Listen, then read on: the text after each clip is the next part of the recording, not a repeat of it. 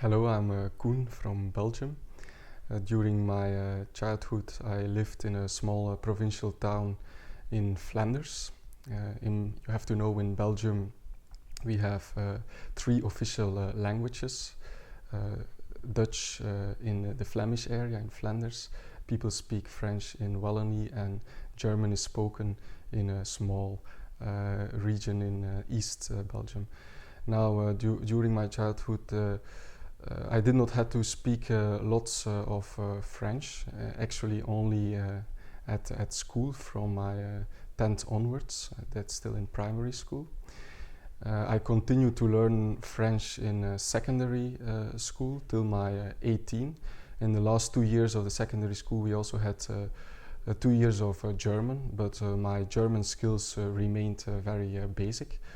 My French skills were pretty okay at the end of secondary school. I could manage well, but during university and in a later stage of my professional career, I did not have to use my French language anymore, and my vocabulary faded away, and I lost a bit my skills.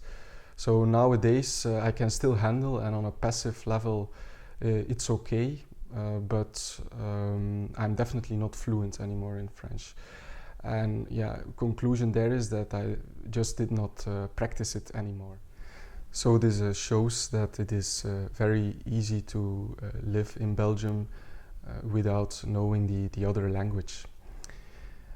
One example is that in my childhood my parents took me on several city trips in Flanders, but they never took me to Brussels. And one of the reasons over there was that my parents were also not so fluent in French, and I think it was for them more comfortable to take their children and themselves, of course, to a Flemish city or even a Dutch city than to Brussels. So I think that language can really draw invisible borders through a country, or can separate a country without any physical borders. So in politics, language topic has been used during the 20th century. Since World War II, Flemish people have been fighting for language rights. Even in the 70s there were riots in several university cities to defend the Flemish language, and even nowadays there are still political parties who use, and some of them maybe even abuse the language topic to create their own state, their dream state, Flanders. Of course, the issue exists. There are some conflicts between French and Dutch or Flemish-speaking people at the language border. But the solution is not to create, my opinion, the solution is not to create different states, but to learn more about each other and to learn each other languages.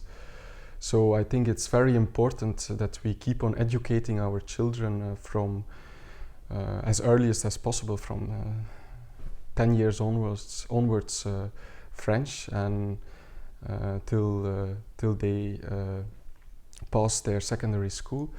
But also to introduce them German language, as it is also an official language, because this will be the only way that our children will be able to communicate with each other when they start looking for a job, or when they see a beautiful girl in a club somewhere or a bar somewhere in Brussels that they want to meet or want to know better.